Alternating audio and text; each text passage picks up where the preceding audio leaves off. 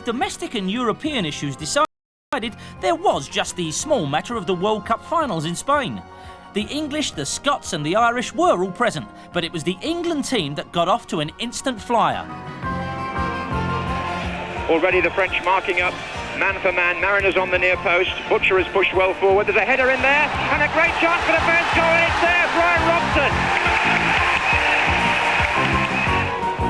It's Francis, and Robson! Now it's in!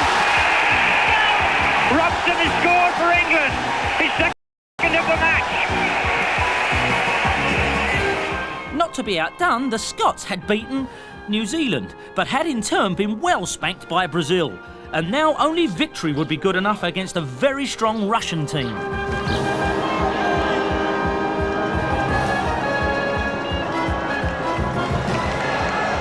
Miller, and the two of them get in each other's way, and this is Shengelia to put Scotland out of the World Cup. The real surprise in Spain were the Irish, who produced the result of the tournament when up against the hosts. Still Billy Hamilton, he's got past Tendilio. And Armstrong! Northern Ireland have scored through Jerry Armstrong. The Irish team came home to a hero's welcome, while England turned to its injured stars in the desperate hunt for a couple of goals. And a chance for Brooking!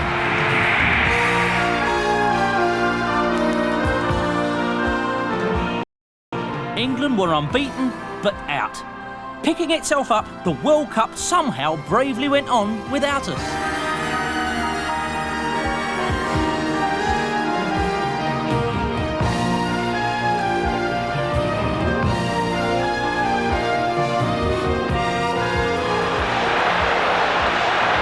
Scherer right across to Marco Tardelli!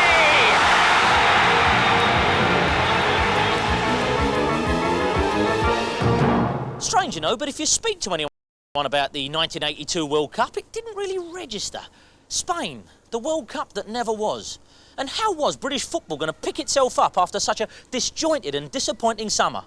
Well, the answer in part lay with that man Brian Robson, who was on the verge of the golden period of his career. And British football itself, it didn't know what far-reaching changes were just around the corner. It didn't include this stuff, thankfully. Although it's good for something. Bring it home, England. Bring it home, England. Bring it home, England. An album that changed the face of rock music. Next here on BBC One, the making of Paul Simon's Graceland. Then we'll fly the flag. We'll fly the flag. We'll take more care of them. We'll fly the flag. We'll fly the flag. We'll bring it home for England's team and when we'll fly the flag. We'll fly the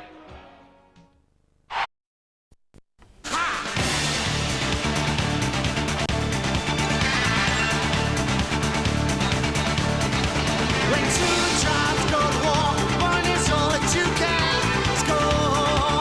Score the goal, score the goal. When two tribes go to war, one is all that you can score. Working for the black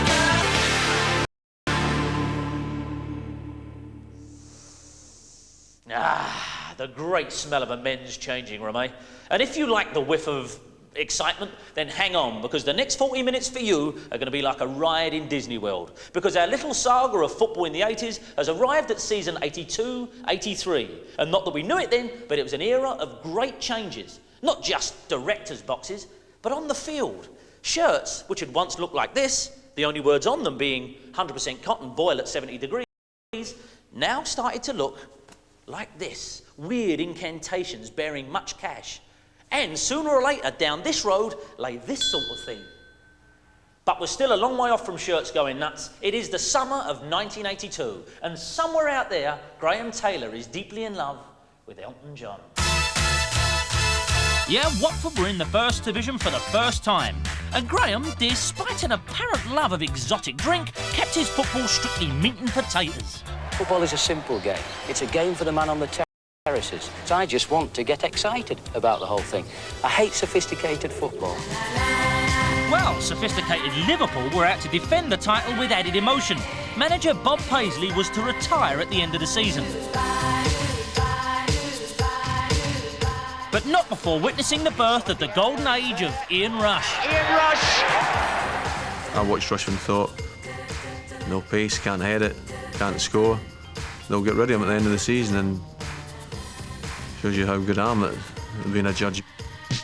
Giants Manchester United, all right, slumbering Giants Manchester United, were without a trophy for 5 years, but they were starting to stir now. Feels great. And they had an attractive squad under manager Big Ron Atkinson. I think we're possibly going to become the best team in the country. And I don't mean that tongue-in-cheek.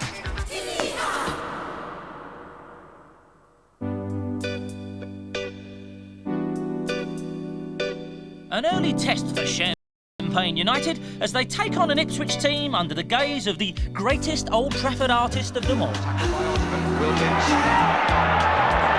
Coming up on the left is Arthur Albiston. And Mick Mills. And they got Whiteside. Walk this time looks for Brazil. Burley. And Gates. Oh, McQueen and put in by Mariner. Ipswich equalise. Albiston, Wilkins. And the shot was deflected off John Walker. There's a bit of trouble there, and a goal!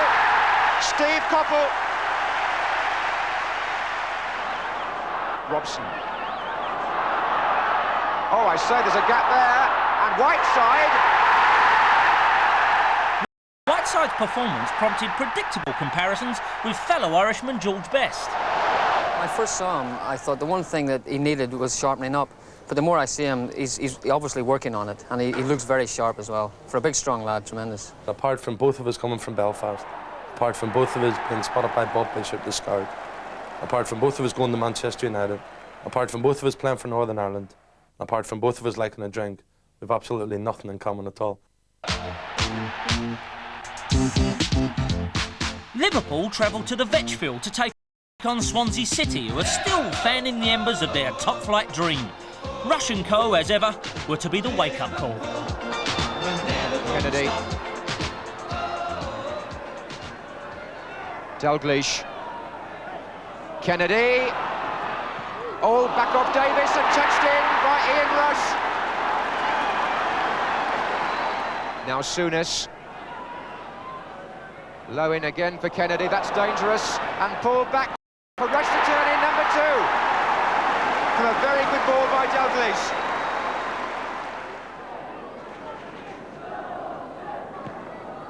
Dalglish off the chest to Johnston. 3-0. And it's now becoming very embarrassing for Swansea. The transfer coup of the season saw Tyneside welcome a future messiah. Some fans had queued since 2 o'clock this morning to share in the Geordie football revolution, and there was absolutely no doubt who they'd come to see. I'm at the stage in my career, I'm 31 years of age. The World Cup was very disappointing for me, and I think, and Southampton agreed that I need a new challenge. You're just too good to be true. Can't take my eyes off of you. You'd be like heaven to touch. Oh, I wanna hold you so much. Keegan, is this the hat-trick? Kevin Keegan gets the hat-trick. Number 4. You're just too good to be true. I can't take my eyes off of you.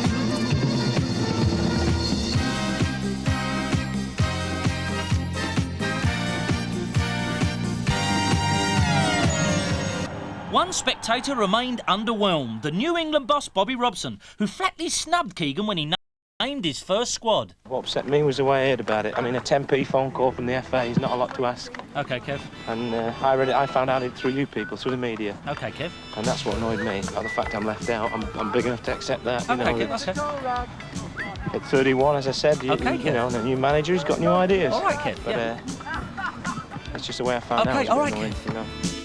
Communication let me down. But maybe the reason Robson had not spent that 10p was because he was skint. He was still taking the tube to the office. We're up to the Ideal Home exhibition. You're going home, eh? Marks and Sparks. Oh, dear. Marks and Sparks. It unfortunately, sadly, it got off to a bad start, and it went against us both, really, in many ways. It was rather sad, and, you know, he came out that Bob hadn't rang him and told him about it, and there's a point to that, I guess. European Cup holders Aston Villa take on FA Cup holders Spurs at Villa Park, with referee Clive Thomas... Well, with referee Clive Thomas. Was a bit fouled. Penalty. Peter with his eyes tell the story. Yeah, right, ref, penalty. And Gordon Cowans, who missed one last week at Norwich when he hit the post, tries to make up for that, and does. Oh, good running by Cowans. Number 2! And Gordon Cowans gets his second. Peter With on the chase. And Shaw, Gary Shaw, and Tony Morley. 3-0. Spurs are pulled apart now. Mortimer, surging run. Shaw's on the far side. Shaw! Brilliant goal.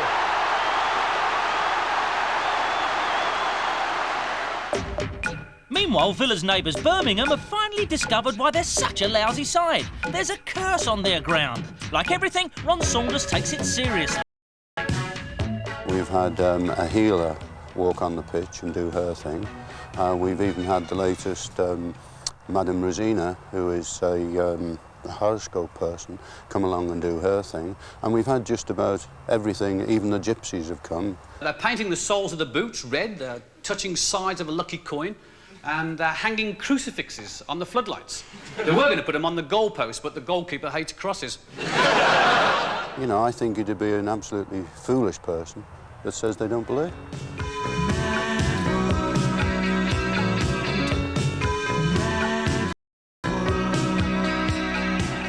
Nothing crackpot, though, about the 127th Merseyside derby. Everton taking on Liverpool, with centre-back Glenn Keely making his debut. King. Hansen in so fast. And leads the charge. Rush to his left. Onside. Ian Rush. 1-0 Liverpool. Brilliant goal. Marvellously made by Alan Hansen. And put away by Ian Rush with the minimum of fuss. Hansen. Oh, Keely could get caught here. Douglas. Oh, he's pulled him back. And is that the goal scoring opportunity denied? And on his debut for Everton, Glenn Keely is sent off. So, just 32 minutes for Glenn Keely, and that was it. He was never seen in an Everton shirt again. Rush. Deflection. Has taken it in. Ian Rush will claim the goal, his second of the match. Dalglish. Look at that. Rush is through. This could be history here for Ian Rush if he scores. He's at the post. He might score now. He has. And it's the first hat-trick in a Merseyside derby since 1935. And this is where Liverpool have made the game look so easy. They've come out of defence, got into their stride, and seem to get an extra man through. It's Ian Rush. Can he score his fourth? It looks as though he has. Yes. 5-0. So 4 goals for Ian Rush, and as if to add insult to injury, he then asked Everton's Kevin Radcliffe to run him home. But did he want to rub it in? He never really talked about it, Ian. Getting back in the car, he never really went on about the match. I mean, that was Ian. I mean, when we went on international duty, we never ever talked about Everton and Liverpool or ourselves. You got to make me an offer that cannot As BBC football commentator John Motson warms up for a First Division Needle match, detailed plans are being laid to deprive him, the BBC and ITV of the rights to bring league football to a mass public next season. The problem was sponsorship, not the billboard variety, but something new and evil. This was just the last straw. Yep, sponsors' names on shirts, whatever next. TV, of course, said it would not and would never tolerate sponsorship, even employing a bloke to take away the offending articles before cameras rolled.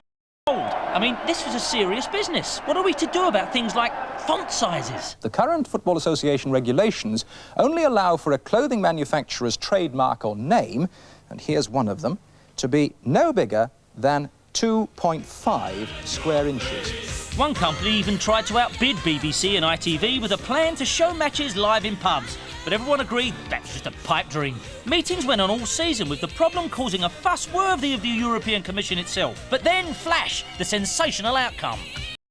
A short while ago, it was announced that a new deal has been agreed between the Football League and the television companies for showing soccer next season. This time, shirt advertising will be allowed, limited to 16 square inches on each shirt. Lettering will be kept to 2 inches high or smaller. We were saved, and football was back where it belonged on all the channels. Or rather, both channels. Watch ITV now. Oh, all right, I'll switch it over.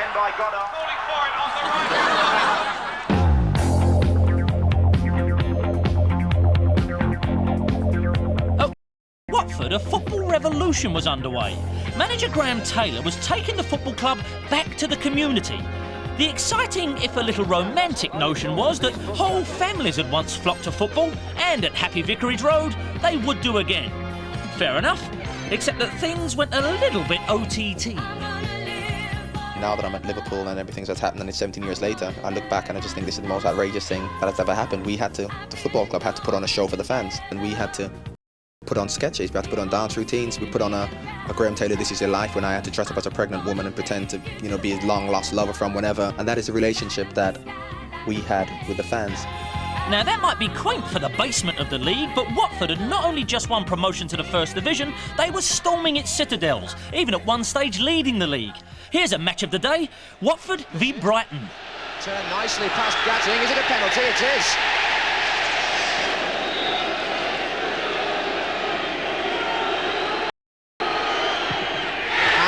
To Watford, and the top goal scorer gets his 11th of the season.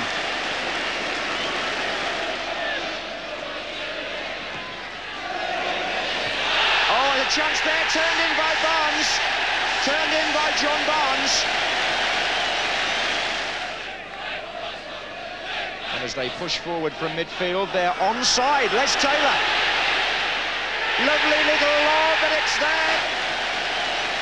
You couldn't argue with results, but Watford weren't alone in being direct. Their critics went for it too. Graham Taylor is a Svengali. Is he? Offside, yeah. And he believes in the old-fashioned approach to the game. Right. Short haircut and the long baggy shorts right down. No. He's an old-fashioned style of play. Yeah. Graham believes in getting his players into the box. Yeah. And concentrating on those long balls. Yeah, sounds as if he needs them long baggy shorts right down below the knee. Of course, what we did do, we speeded the game up. People talk about long ball, and basically they don't really know what they're talking about. We knew exactly what we were doing.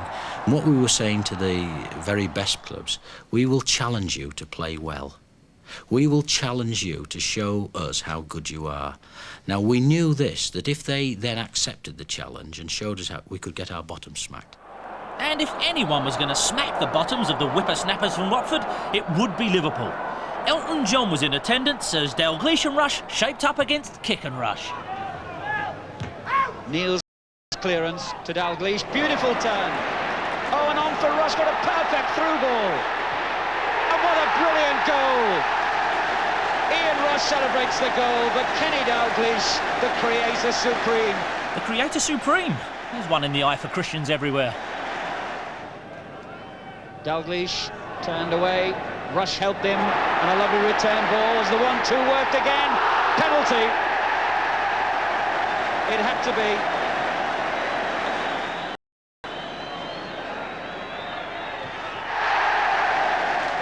And a sweetly struck right foot penalty by Phil Neal extends the Liverpool lead. I think that, you know, we were comprehensively beaten in that game. But everyone used to come to Liverpool and lose then, so that was no big deal. I think, looking back, that Graham Taylor did a remarkable job there. Not only to get Watford up, but to be challenging for the title. So Liverpool had moved 5 points clear by the end of the year, with 4 points separating a chasing group of 7 clubs.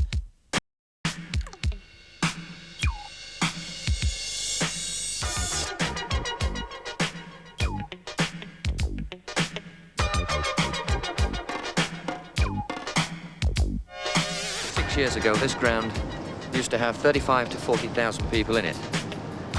Where have they all gone? 22,000 season ticket holders at the time. They're not dead. They're still in Derby. They're still around. We've just got to win them back. It's like a jungle sometimes. It makes me wonder how I keep from going under. It's like a jungle sometimes. It makes me wonder how I keep from going under.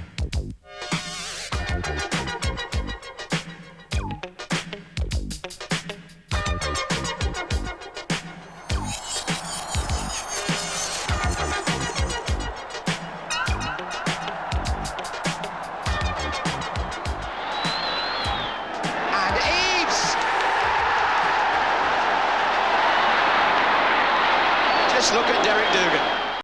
Then I believe that Wolverhampton Wanderers, and you can hold me to this, Wolverhampton Wanderers will change the whole structure and the whole future of football in the United Kingdom. After a promising start to the season, Man City's John Bond is pondering his future following a nosedive down the table. Let me know. Should I stay or should I go? But an FA Cup run starting at Brighton could provide the lift. Brighton in blue shirts. It goes towards the unmarked Smith.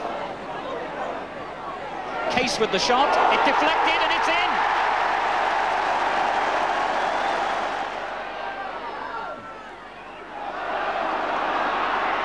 Good ball in field to Ritchie again. And a fine shot. Smiley must score and has.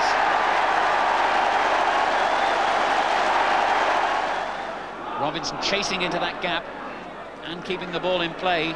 Case, Reed's tackle on Ritchie. Play on, says the referee. Grealish. Oh, nice skill. And a good ball too. And what a magnificent goal. Robinson the scorer, Grealish the creator. With a minute to go. Brighton break, looking for another goal with Robinson. And they get it. So Brighton finish in style. Putting salt in the wound, 2-goal Michael Robinson was a former City player. As usual, it's torture for John Bond, who does resign.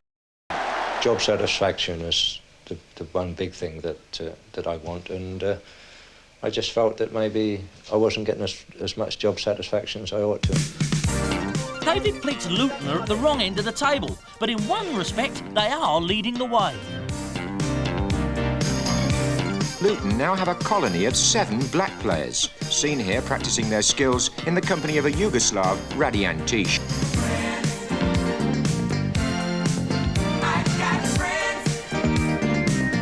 There could be yellow faces. I mean, the fact is that the only criteria is, are they better players than what you've already got when you see them play? Well, we've said it before and we'll say it again. In the 1980s, you only found out against one side. And it's run on for Walsh. And here comes Hill. And Steen! It's there! Brian Steen! And there's a dog on the pitch, which should amuse Bruce Grobbelaar, who always enjoys a slight diversion. Well, he's determined to play outside right. Here's Rush. Fields for handball, still Rush. It's there! And Liverpool have equalised. And it's Neil. Sooners will let that run. Alan Kennedy. It's in. 2-1 to Liverpool. Souness. And again, Souness! What a goal! Fantastic goal. And now here's some real nostalgia. A Manchester derby coming up and City are hopeful. We don't like it if they're doing better than us and they get the raving needle when we're doing better than they are. At the moment, they're up, we're down. But it can change. Looking for Hartford. Moses for company. That's been one of the strongest contests so far. Corner. Two very much with eyes on each other. Reeves, McDonald, Reeves, Kevin Reeves.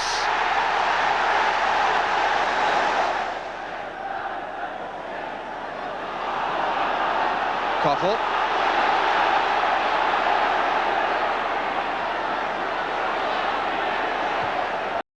That's a good cross, and it's in. Stapleton, 1-1.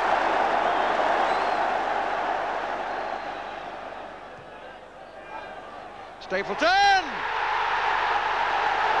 And he beats Kevin Bond, he got in front of him. And the ball just beat the left hand of Joe Corrigan. United were now emerging as Liverpool's main contenders. You had a lot of experienced international players, you know, people like Ray Wilkins, Gordon McQueen, Frank Stapleton, you know, all the way through the centre of the team as well. And, you know, we did feel that we could challenge Liverpool. United are about to discover how close they are as they face Liverpool in the first domestic final of the year, the Milk Cup. The fans have parted with over £1 million to see whether Liverpool can become the first club to win this competition 3 years running, or whether Manchester United can win just their second important trophy since 1968. McQueen looks for Whiteside. Took it down beautifully, turned away from Hansen. Whiteside! What a fantastic goal! Norman Whiteside. Lee. Again, the outlet is the fullback, Kennedy. It's in! So, Liverpool equalise, but look out for a peculiar celebration from United's number 3, Arthur Albiston. If ever a man had another player in the sweep... Here's Dalglish. Shot struck Macari. Kennedy. Whelan. And again, Whelan scored it! Brilliant goal! Ronnie Whelan, who got 2 last year against Spurs, has scored the second for Liverpool today. For Liverpool boss Paisley, the victory was extra sweet. It was likely to be his last Wembley final. And what a good idea that he should lead the team up. The players decided that if we won the trophy that day, that they would send Bob up to get the trophy. I think it was Graham Souness went over to Bob and said, oh, by the way, you're going to receive this. And he went, no. He said, you're going to receive it. It probably told you something about the way that every player at that football club felt about Bob Paisley. One of the most emotional moments, surely, in recent Wembley history. By Easter, Liverpool was 16 points ahead. Pundits predicted they might win it. Is the league, is it number 14? We're invincible, know what I mean. Peaceful victory evermore. We're the Reds and we're ready to score. Yes, what more can we say? They eventually had the luxury of collecting the trophy with 2 games still to go.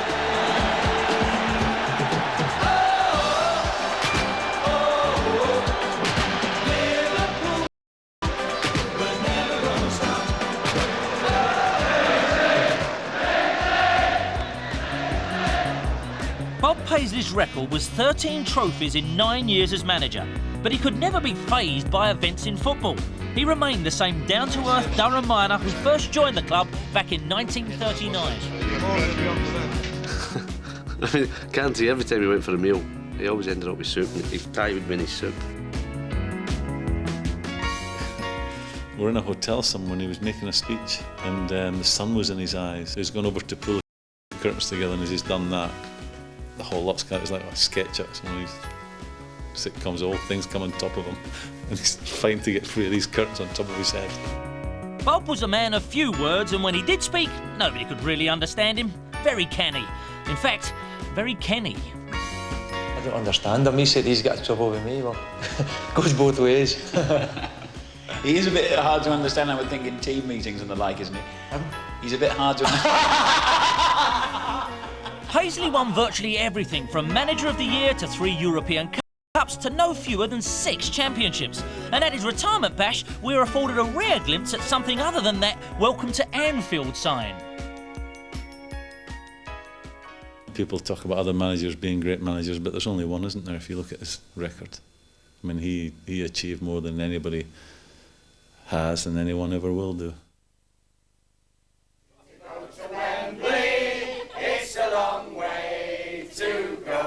Over at Old Trafford, United were hopefully warming up for a second Wembley appearance, this time in the FA Cup. We know. And Ron does assure me he's going to be brewing up some trouble for Arsenal on Saturday. It's probably the most important game I've ever taken part in. Now, I tend to say that every Saturday, to be perfectly honest here, Dave, but... you mean it this time? I do. Villa Park was the setting, with Arsenal out to revenge their exit by United from the same stage of the Milk Cup. It's a good ball by John Hollins to Ricks. Robson is again well forward for Arsenal, and Bailey comes to meet him, and here comes Petrovic, and Robson's in there, and so is Woodcock. Yes, he will surely claim he got the touch before it crossed. They were beating us 1-0 at half-time, a right scrambly goal. And yet, funnily enough, I never felt worried. In fact, I went in at half-time, I said to the boys, actually, all you've got to do is play as well as you've done in the first half, and there's no way they can live with you. Grimes. Orbiston making a run forward down the left. Here comes Brian Robson. He's in with a chance. Yes! The Manchester United captain has equalised. Free kick to Manchester United. Grimes.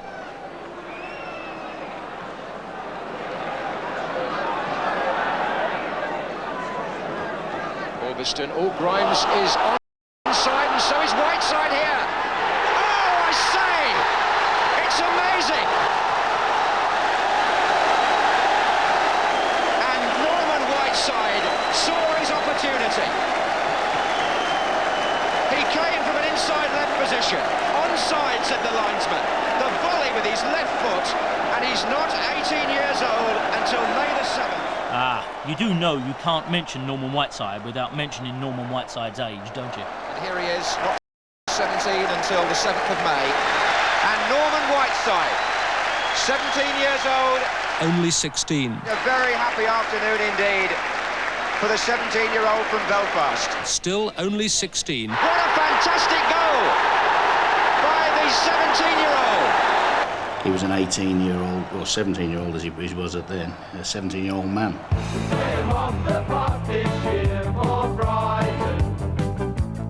Despite this, well, song, Brighton also had made it to the Cup semi-finals, where they met Sheffield Wednesday at Highbury.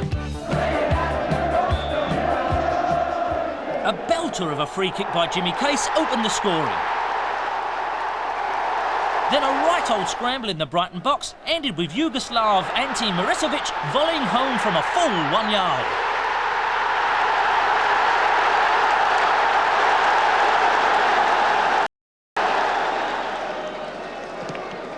Brighton captain Steve Fozzie Foster then displayed his aerial dominance to nod down a goal kick and mount the decisive Brighton attack. Case influential as ever as he sets up Gordon Smith, who found himself having to sacrifice his own chances of glory in favour of striking partner Michael Robinson, who sends Brighton rocking into the FA Cup final.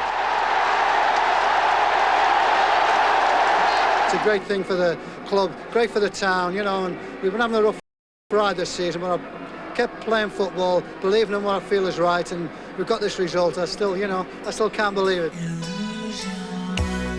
But success was tempered by their extremely precarious league position. A loss against fellow strugglers Man City, and Brighton would be in the cup final, but out of the First Division. There are 3 in the centre for City. One of them is Dennis Tuitt jumping now. The ball comes back to Reeves. It may run on for Baker, or indeed for Power. McDonald now. Reeves with the flick. Oh, yes! Kevin Reeves scores for Manchester City. A goal which can be priceless to them and one which could send Brighton down. And the FA Cup finalists are relegated.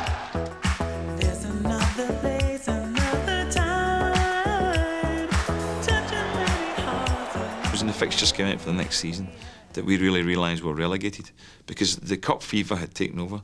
We got relegated and nobody noticed. Manchester City lived on for another life or death struggle against Luton Town, who were taken to a health farm to ease their relegation tension. I had letters from some religious organisations suggesting that you'll finish up bottom of the league because you deserve no more, you're going to these massage parlours. So it was win or bust for Pleat's freshly pampered players as they visited Main Road, with City themselves needing a draw for survival. 5 minutes left. Steen drove it low against Caton. And Steen again. And he gets the cross in. And Williams has come. Antish! Oh, it's there! They've done it! Ruddy Antish! 4 minutes from the end.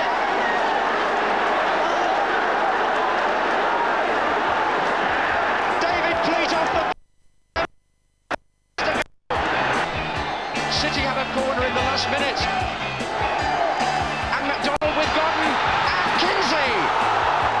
They'll be asking the referee, Luton, how much longer he's going to add on. Forward by Caton. Bond, Kinsey. And that's it!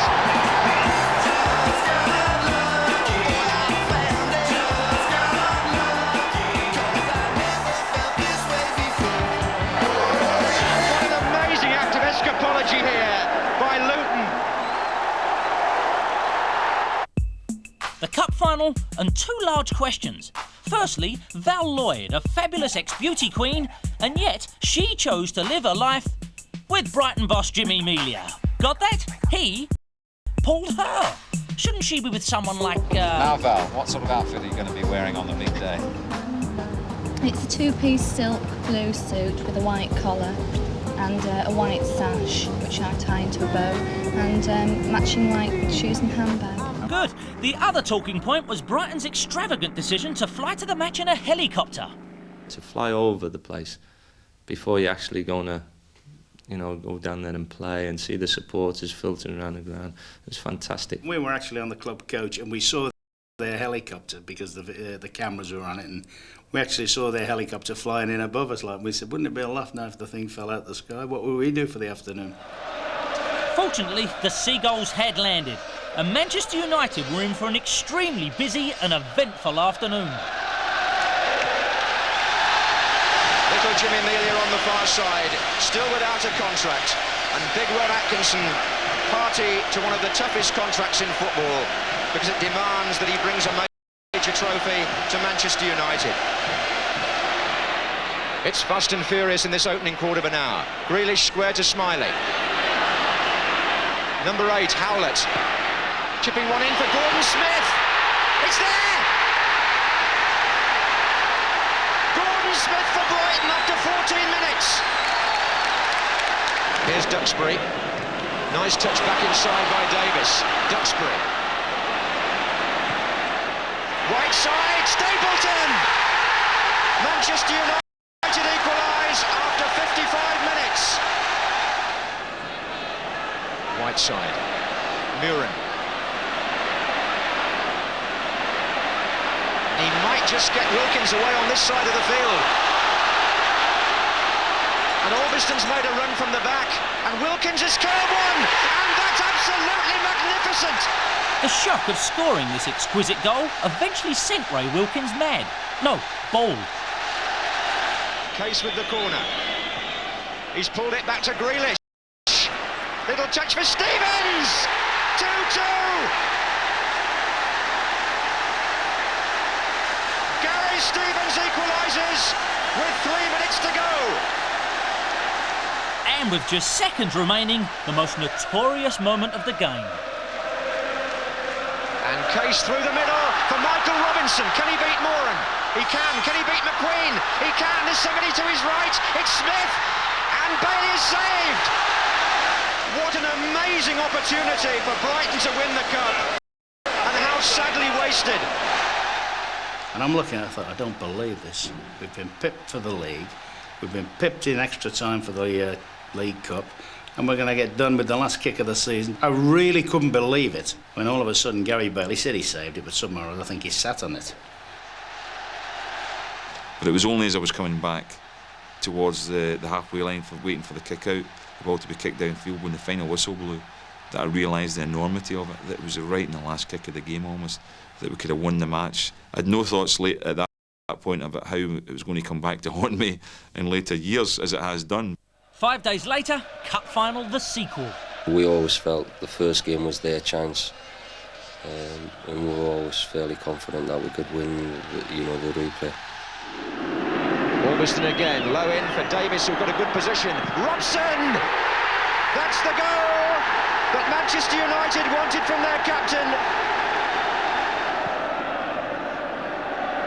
Oh, McQueen was doing some climbing there, surely. This is Davis.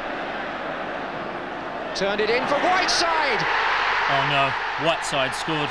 You do know what this means. And you can throw the comics away now, because this fellow at just 18 has put the fiction writers out of business. Muren takes the kick. And the header by Robson finds Stapleton. McQueen made a touch, and it's been thrown in! Brian Robson gets his second, and Manchester United's third. Now, Arnold Muren hasn't taken a penalty before for either Ipswich or Manchester United. But he scores with his left foot and makes it 4-0. So, Britain's most expensive footballer, the captain of England, scorer of 2 goals tonight, Brian Robson, goes up the Wembley steps to receive the first major honour of his career as a senior professional, followed by the other Manchester United players. And what a reception they're going to get.